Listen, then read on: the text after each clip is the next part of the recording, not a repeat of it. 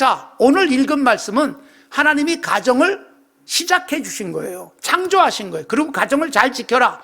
그리고 성경 전체가 가정 이야기들이 굉장히 많이 나오는데 자칫 잘못하면 가정이 병들 수 있다는 것을 우리에게 경고해 주는 내용들이 상당히 나오는 거예요. 원래 창조된 가정, 아담과 하와가 나의 뼈 중에 뼈요 살 중에 살이라고 말할 만큼 정말 행복한 관계로 시작이 됐지만 죄가 인간에게 들어오고 나니까 가정이 파괴되기 시작해요.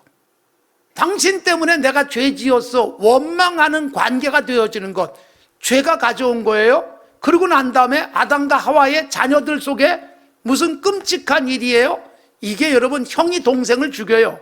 가인의 후예들, 문학작품도 있지만 여러분 형이 동생을 죽여요.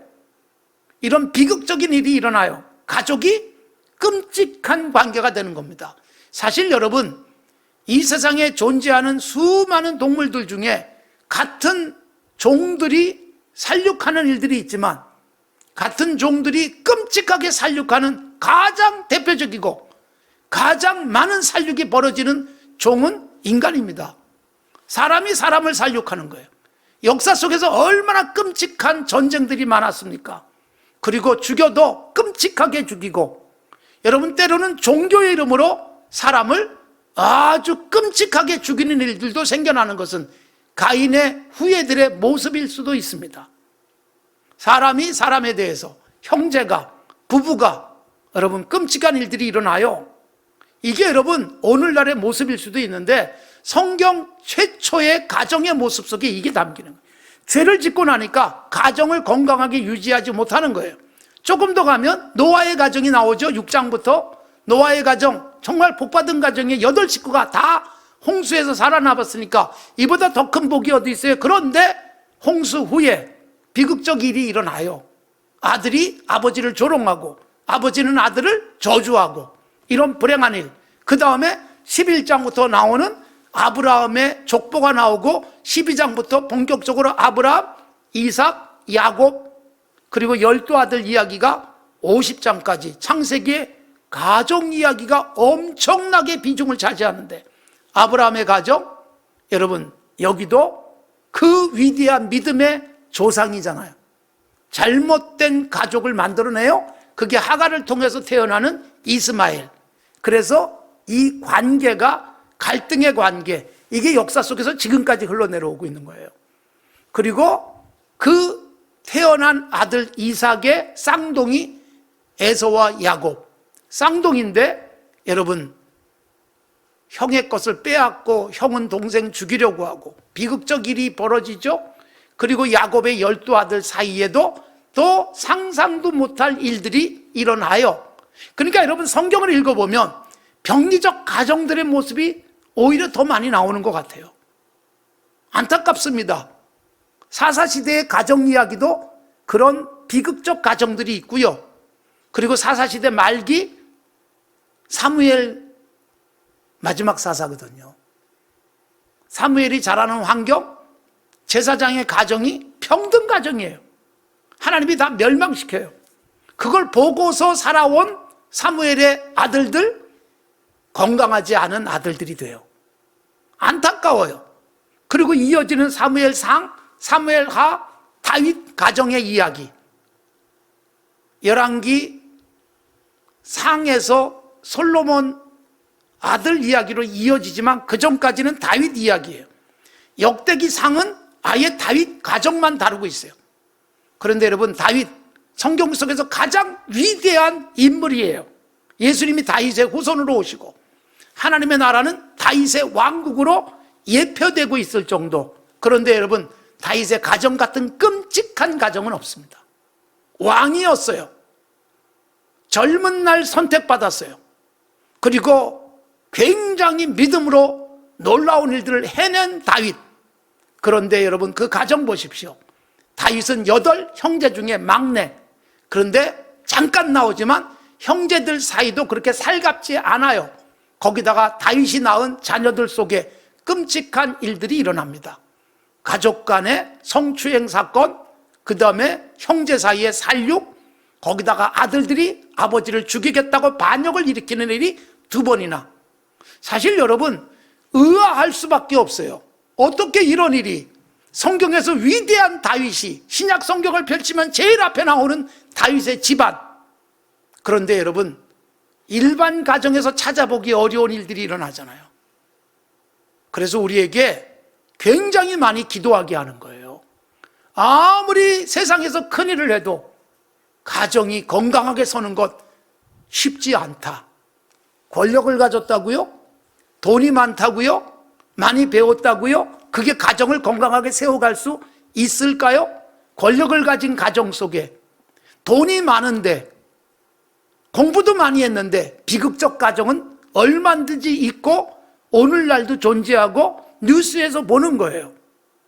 그러니까 건강한 가정이 돈으로도 안 되고 권력 갖고도 안 되고요, 공부 많이 했다고 되는 게 아니에요. 오히려 더 많이 배웠기 때문에, 더 돈이 많기 때문에 무너지는 가정도 있습니다. 다윗을 보면서 우리가 느끼는 것은, 아, 하나님의 은혜가 아니면 안 되겠구나. 더 많이 기도하게 할 뿐만 아니라 또 하나는 우리를 굉장히 위로를 해줘요. 아유, 나는 왜 이러지? 우리 가정은 왜 이러지? 우리 자녀는 왜 이러지? 이런 고민도 다윗이라는 가정에다 딱 갖다 대면 좀 위로가 되지 않아요?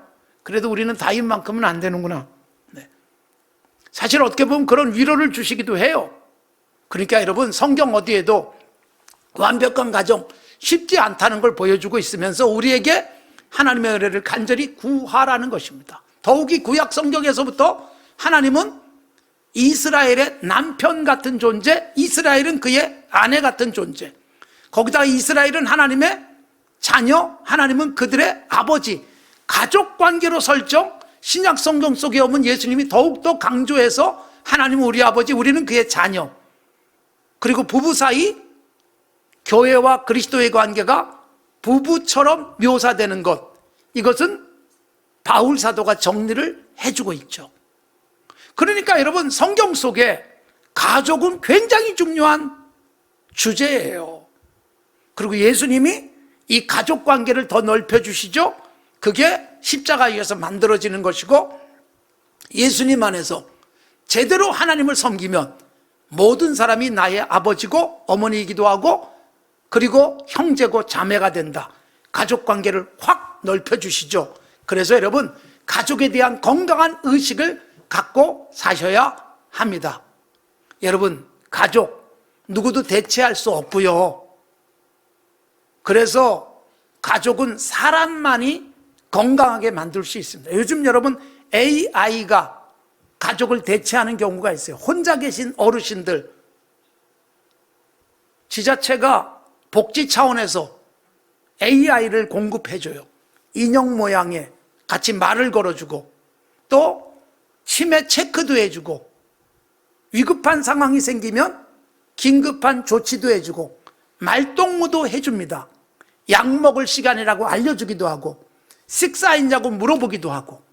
여러분, 이런 AI가 있어요. 굉장히 좋은 세상이 됐지만, 그러나 여러분, 그래서 말동무 해주고 외롭지 않게 해주긴 하지만, 그것도 여러분 겨우 어느 정도 대체해 주는 것일 뿐이지 사람이 중요한 거예요. 그래서 여러분, 우리나라 1인 가구가 대세를 이루고 있잖아요. 혼자 사는 가정이 가장 많은 가구 구조를 갖고 있는 우리나라. 여러분, 건강한 가족으로서 부모를, 자녀를, 남편을, 아내를 서로 배려하고 돌봐주는 것, 성경적으로 정말 노력해야 될 부분입니다. 신앙이 좋다? 신앙이 좋다? 교회 열심히 다닌다? 여러분, 이거는 가족을 얼마나 건강하게 챙기는가로 증명되어져야 하는 거예요. 바울 사도가 그래서 자기 가족을 돌보지 않는 자는 불신자보다 악하다고 분명히 선포하고 있는 이유가 그런 것입니다.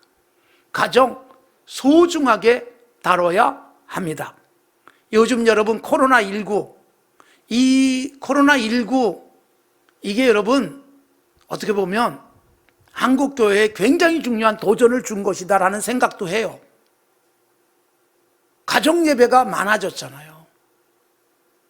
심지어 가족 간에 다른 교회 다니는 분들이 함께 모여 예배드리기 시작했잖아요. 가정에서, 영상을 통해서. 그러니까 우리들이 정말 가정을 소중하게 여길 수 있는 긍정적 도전을 코로나19가 가져다 준 부분도 있어요. 우리는 좋은 것은 계속해서 도전받고 적용해 가야 될 필요가 있으니까. 그래서 여러분, 예수 믿는 사람, 건강한 가정에 대한 바른 의식과 생각이 있어야 합니다. 당신, 나, 부모님, 자녀, 얼마나 건강한 관계인가. 그래서 여러분, 내가 좋은 남편, 좋은 아버지, 어머니, 좋은 아내 되는 것 중요한 부분이고, 좋은 사위, 며느리, 좋은 장인, 장모 되는 것 매우 중요한 것임을 제가 자주 강조해 왔습니다. 저는 여러분 1993년에 목사가 됐고, 목사가 될 때의 나이가 38살이었습니다. 여러분, 어릴 때부터 목사가 꿈이었어요. 다른 거 생각도 안 했어요. 근데 목사 되는데 38년 걸렸어요. 대학을 마치고 대학원 공부할 때도, 역사를 공부한 이유도 좋은 목사로서 살아가려면 조금 안목을 넓혀야 되겠다. 그래서 공부를 했어요.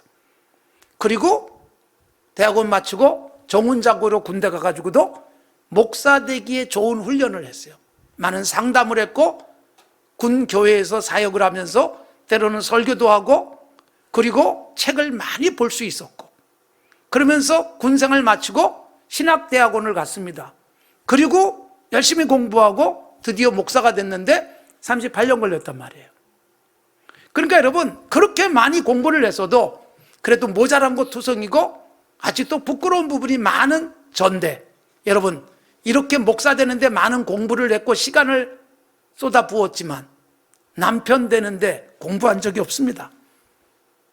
아버지 되는데 정규적인 어떤 학교를 다닌 적이 없습니다. 그래도 제가 꽤 괜찮은 남편인 것 같아요. 다행스럽게. 물어봐야 되지만. 그리고 제가 꽤 괜찮은 아버지 같다는 생각도 가끔은 들어요. 우리 아이들이 그런 표현을 하니까. 이게 어떻게 가능했을까? 공부도 안 했는데. 근데 여러분, 이런 생각은 제 가슴 속에 늘 있었어요. 요즘 와서 끄집어 올린 거예요. 제게도 아버지가 계셨고 어머니가 계셨어요. 우리 아버지 61세로, 우리 어머니 93세로 천국에 가셨어요. 그런데 우리 아버지는 많이 배우신 분도 아니었지만 굉장히 부지런한 분, 그리고 착한 분이셨어요.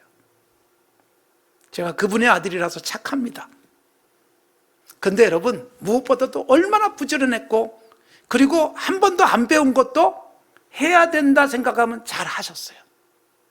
그리고 어머니와의 관계 속에 어머니가 힘든 건 반드시 우리 아버지가 대신해 줬어요. 밥을 해도, 음식을 해도 무거운 건 우리 아버지가 다 들어주셨고, 때로는 우리 아버지가 빨래도 해주시고, 세상의 모든 남편이 그러는 줄 알았어요. 저도 그걸 보면서 남편 훈련을 받았어요. 그리고 우리 아버지나 어머니 뛰어난 학력을 갖고 계시지 않지만 정말 따뜻하셨어요. 우리 어머니는 또 애교도 많으시고 90세가 될 때도 농담도 잘 하시던 우리 어머니. 그러면서 뭘 가르쳐 주셨냐? 좋은 부모. 이건 제게 아주 가슴속에 넣어주셨어요.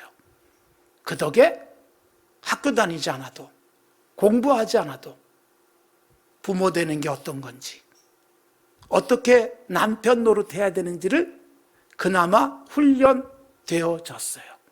몸에 뱄어요. 그러니까 여러분, 가정이 얼마나 중요한가. 좋은 남편, 좋은 아내, 좋은 부모로 사는 것은 자녀들에게 건강한 인격, 그리고 건강한 역할을 잘할 수 있도록 은근하게 가르치고, 몸에 배게 하고, 말하지 않아도 행동하게 만드는 곳이죠. 건전한 가치관과, 그리고 따뜻한 가슴, 그리고 세상에서 착한 구성원이 되는 것은 가정에서 훈련되지 않으면 안 됩니다. 인간관계를 거기서 배우고, 사회의 한 구성원으로서 사회화도 결국 가정에서 습득할 수밖에 없죠. 그러므로 가정을 소중하게 가꾸셔야 되고, 더욱이 예수 믿는 가정은 우리 자녀들이 그런 비전을 가지고 성장해 가도록 해야 되며, 여러분 혹시 상처, 아픔이 있고 부모 그 가슴 속에 트라우마가 있더라도 예수님 안에서 치유되기를 바랍니다. 치유가 안 될 건 없어요. 혹시라도 아픈 상처가 있다 할지라도 빨리 예수님 안에서 극복하고 내가 변해야 돼요. 그리고 나는 이런 대물림을 하지 않아야 되겠다. 여러분, 이 심리학적으로 가정에 대한 상담을 하거나 그러는 분들이 계속해서 강조하는 것 중에 하나가 세습된다는 거예요. 상처도 세습되고. 그러나 그리스도 안에서는 이게 끊을 수 있어야 되고 뛰어넘을 수 있어야 되고, 좋은 부모를 혹시 못 만났어도 좋은 부모가 될 수 있는 믿음의 놀라운 힘이 있어요. 예수님의 능력이 죽은 자도 살리고 병든 자를 고치듯 심리적으로 치유와 그리고 회복의 역사도 반드시 일으켜주기 때문에 우리는 건강한 가정에 대한 꿈과 희망을 버리지 않으셔야 합니다. 그래서 교회, 신앙생활, 이것이 건강한 가정에서 출발되어져야 합니다. 좋은 가족을 만들어가고 인간관계를 만들지 않으면 교회 생활이 불편해지고요, 일상의 생활도 여기저기서 많이 부딪혀요. 그래서 가족 잘 가꾸셔야 합니다. 자, 오늘 본문 말씀이 하나님께서 최초의 가정을 만들어 주신 거예요. 사실 여러분, 어떻게 보면 서론적인 이야기를 쭉 했지만 이게 본론적인 말씀이었고요, 오늘 본문 말씀은 결론적으로 정리하는 것입니다. 하나님이 아담을 창조하세요. 그리고 아담에게 많은 동물들을 접하게 하고 이름을 붙여주면서 그가 발견한 것, 모든 동물들이 가족이 있더라. 즉 암수 한 쌍, 이렇게 살아간다는 걸 봤어요. 분명히 배필이 있다는 거예요. 아, 나만 없네? 외로움을 느끼게 만드시고, 그리고 하나님이 그에게 하와를 그의 배필로 창조해 주시죠. 아담, 하와를 보면서 나의 뼈 중에 뼈요, 살 중에 살, 그렇게 말하면서 가족이 이루어집니다. 그 가족은 하나라는 것을 분명하게 보여주죠. 남자가 부모를 떠나 아내와 합하여 한 몸을 이룰지라. 여러분, 이때 중요한 개념은 결코 나뉠 수 없다는 거예요. 나누면 둘이 되고 셋이 되는 게 아니라 나누면 죽어요. 절대로 나눌 수 없다. 이것이 창세기의 말씀과 동시에 예수님이 그 말씀을 마태복음에서 또한 정리해주고 있습니다만, 여러분, 저는 이것을 부부로만 보고 싶지 않습니다. 부부든 부모와 자녀든 형제든 나뉠 수 없습니다. 나뉘는 순간 가정은 병듭니다. 그래서 부모와 자녀, 남편과 아내 하나여야 합니다. 이 하나된 가족은 하나님이 주셨고요, 그래서 여기서 잘 연습하고 훈련하고 익숙해지면 어디로까지 가느냐? 하나님이 창조한 세상의 모든 사람을 하나로 어우르는 굉장히 중요한 휴머니즘을 가슴속에 담을 수 있어요.